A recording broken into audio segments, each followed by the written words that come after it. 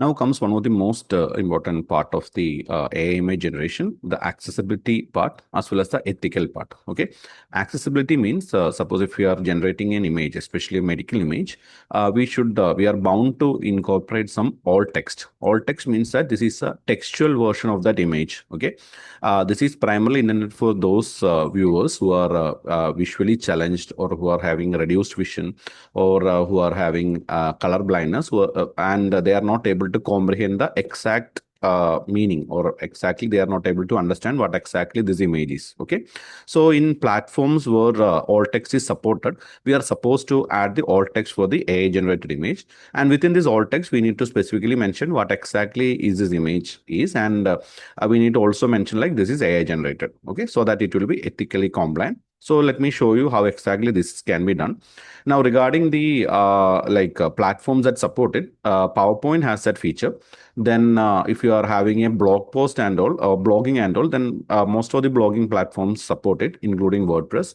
Then, if you are developing a website, the HTML version has an alt text feature to add an alt text to all the images. Okay, and especially if in the blogging part and all, or in the website version, alt text is really important. It's an important SEO signal, which helps to make your website more popular to Google and also to other search engines, because the search engines, they directly won't read the image. They actually read the alt text of the images that is given in a post, and so that they understand like, okay, this post is related to this and this image correspond to that. So when you search certain things in Google image, say you are looking for myocardial infarction, and say you have a blog post on myocardial infarction where such an image has been added into your blog post, and you have added a image with image of myocardial infarction with alt text, then that image will also get ranked for those particular keyword when people search in Google Images. Okay, so these are the different aspects of alt text. So let me show you how exactly this can be done. So let me open my Microsoft PowerPoint. Okay, here suppose if I am inserting one image, so let me delete all this, and okay, so let me insert an image. I have one beautiful image of one heart, which was 3D generated using Gemini. Okay, so you can see it's so realistic. And for a person who doesn't know about the origin of this image, they might think that this is real, right? Or it's not AI generated. Okay, so this is actually generated with AI. So the idea is we need to select the image, and when you right click, you will see an option called View Alt Text. Okay, so click on that, and there you will see one space where you can enter the detailed a complete sentence or multiple sentences on what exactly this image is, how is its origin, and so on. Okay, here we are supposed to generate it. Suppose if I am clicking it automatically, that Microsoft PowerPoint, they try to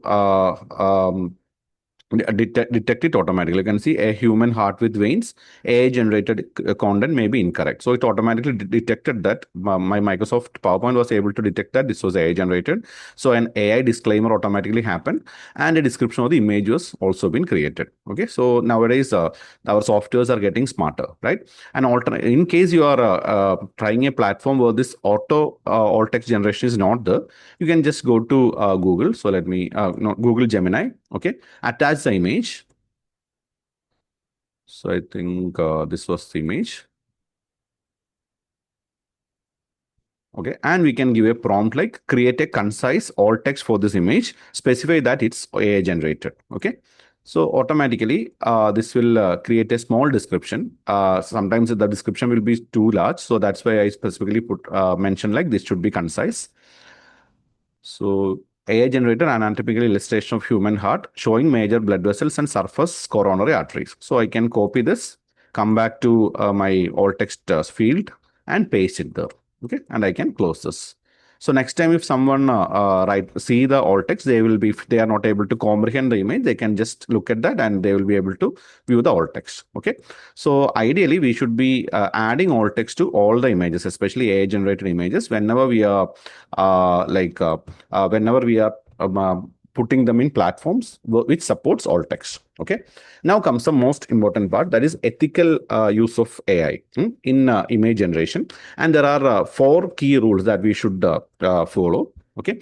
First one is it's a most important one, that we should always respect patient privacy, right? So the platforms like Gemini or ChatGPT or Grok, Claude, all are hosted in multiple countries, especially US and all, right? So suppose if you are a person from another country, say you are from Gulf countries or you're from India, and you are attaching a patient's image, that particular image will be stored in a US based server. Okay. And in most of these platforms, we don't have any control over deleting this particular image there, right, after usage.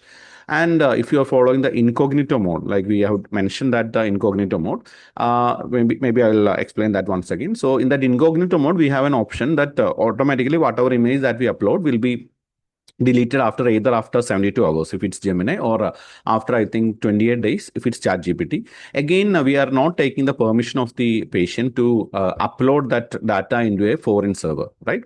So the best method here is, like, suppose if you want to use AI in your hospital and you want to upload sensitive patient information, it's always better to have a custom AI generated for you, and the servers should be located within your hospital premises, so that the processing will be done locally rather than it is transferred to another country or another place. Okay. In this way, you can ensure the patient privacy. It will be HIPAA compliant. It will be protected from breaches. Breaches means, say, this AI servers can be hacked, and whatever be the data stored in the such servers can be taken by a third party, right? So again, that can cause so many issues, right? And that's one of the main aspect. Second aspect is when you are generating images, like say you are creating a case report. Nowadays, AI is so smart, like it can create, say you are talking regarding one particular condition which has a that condition causes certain skin lesions. Okay. But you have no photographs of a person having that skin lesion, but you want one such image to be incorporated into your case report. Okay.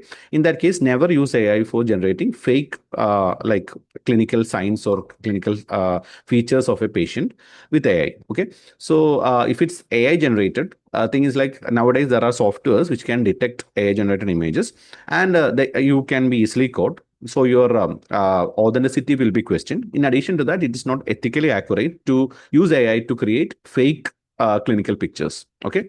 I'll introduce you to one a website. It's called SiteEngine. So this is a very useful software for you. This is called SiteEngine AI Image Detector.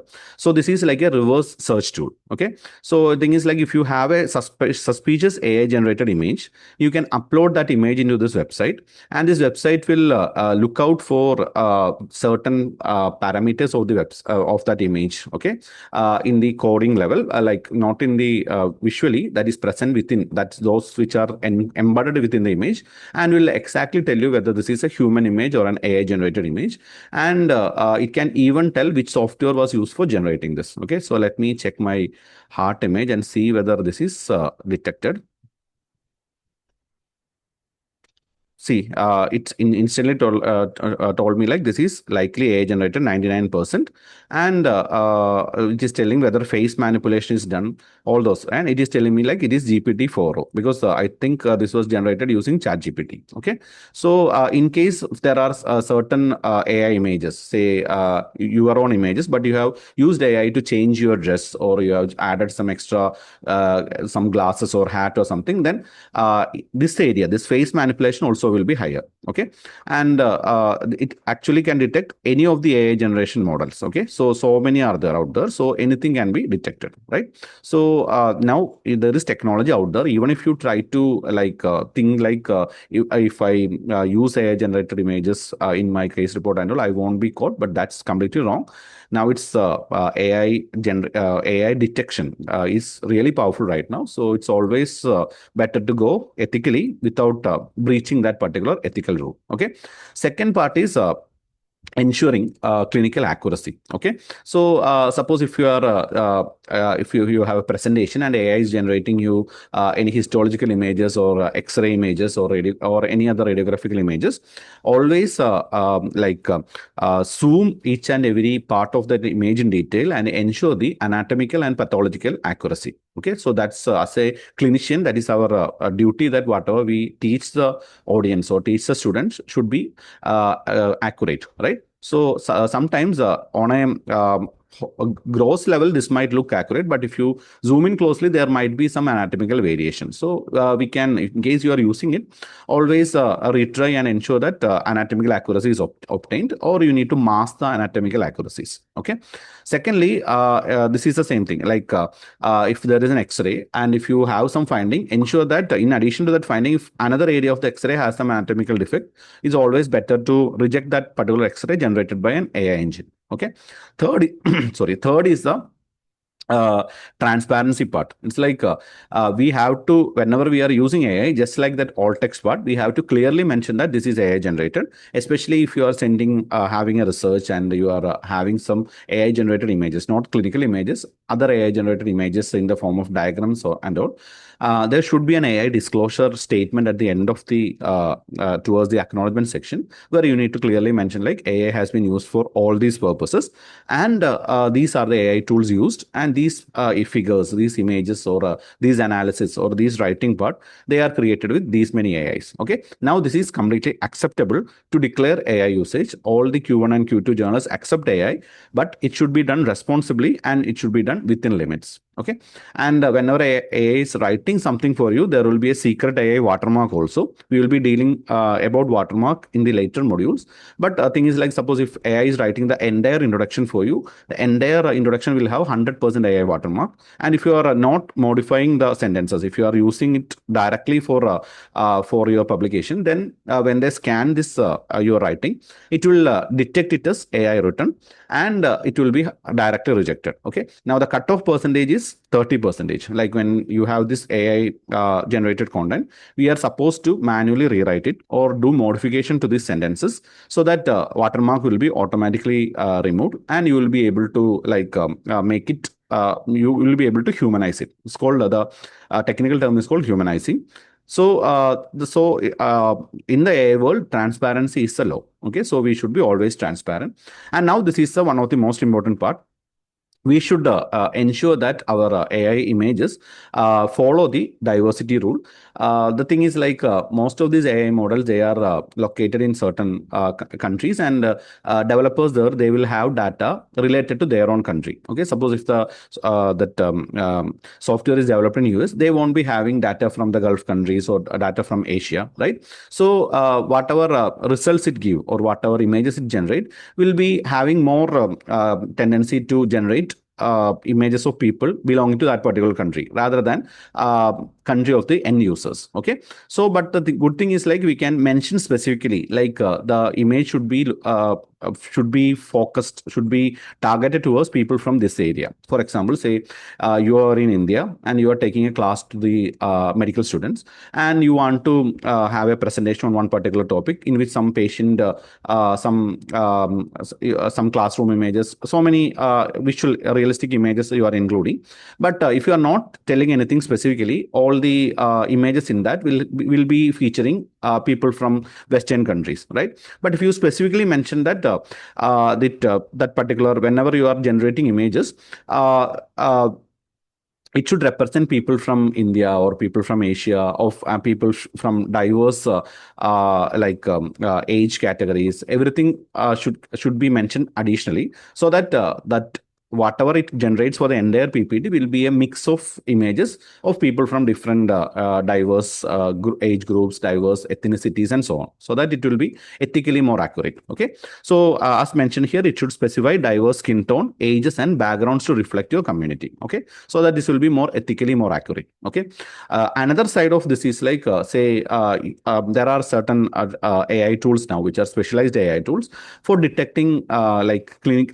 They can visually see the clinical symptoms, say like skin patches or certain lesions, and can identify the lesion with high level of accuracy. Okay, such lesions are out there. Such AI tools are out there for dermatology, for radiology, and so on.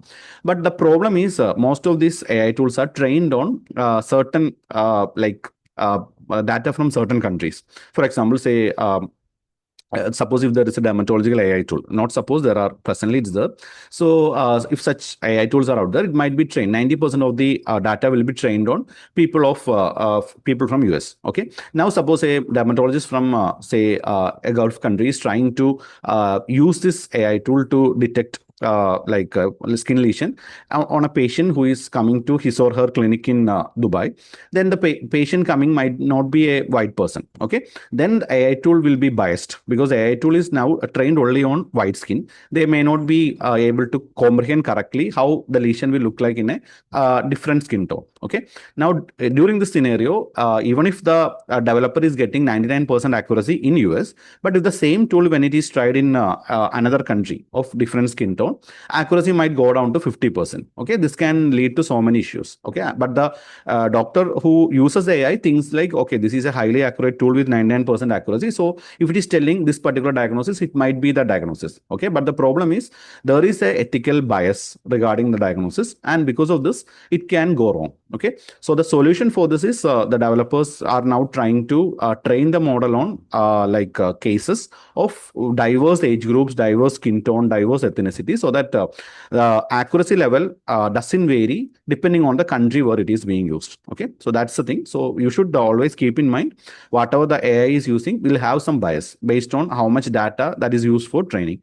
Regarding the training, what happens is usually suppose if someone develops an AI tool for detecting one particular skin lesion, initially it may be having only 50% accuracy, right? Then they will be feeding different types of images to it in the range of, say, initially they will give 100,000 images. Okay, and each time it will give you a diagnosis. Okay, sometimes the diagnosis will be accurate, sometimes it will be wrong, right?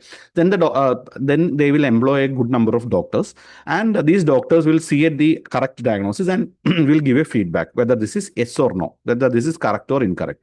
So based on this, the machine will that particular AI tool will train itself on it will try to incorporate both the positive and negative feedbacks. On that, it gets refined, it refines its model by itself. Okay, this particular process is called machine learning, and because of this machine learning, its accuracy gets improved. Okay, and on the basis of this, most of these powerful AI tools which are used for diagnosis right now, they are trained over 3 million medical images. Okay, now the problem here is out of this 3 million, 2.5 million images will be images from US alone. Okay, but it will be having a very small percentage of the images from other countries. So that's the reason why there is an ethical bias. Okay, so that's why most of the developers, they are trying to get some collaboration with institutions in other countries and to get data from there, so that the model will be trained uniformly rather than focusing on one particular geographical area. Okay, so I think I clearly transferred the idea, right? What exactly is this